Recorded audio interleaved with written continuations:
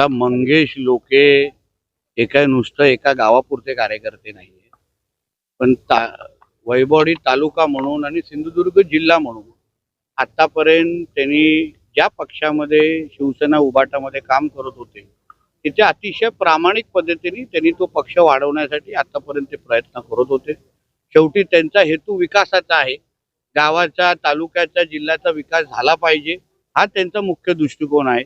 आणि हीच प्रमुख एकच मागणी त्यांनी मला प्रवेशाच्या वेळी ठेवली की मानितेजी, तुमच्या भारतीय जनता पक्षामध्ये मी प्रवेश करत असताना माझ्या गावाचा तालुक्याचा तुम्ही विकास करावा हा एकमेव त्यांची मागणी होती। त्या दृष्टिकोनातून आज आदरणीय पंतप्रधान मोदीजी, आमचे मुख्यमंत्री आदरणीय देवेंद्र फडणवीसजी, आमचे प्रदेशाध्यक्ष आदरणीय रवी चव्हाणजी, आमचे खासदार सन्मान्य राणे साहेब, आमचे जिल्हा अध्यक्ष सन्मान्य प्रभाकर सावंतजी आणि भारतीय जनता पक्षाचे सर्वच आमचे जे प्रमुख नेते मंडळी आहेत त्यांच्या सगळ्यांच्या नेतृत्वाखाली मार्गदर्शनाखाली आज त्यांनी भारतीय जनता पक्षामध्ये प्रवेश केलेला आहे।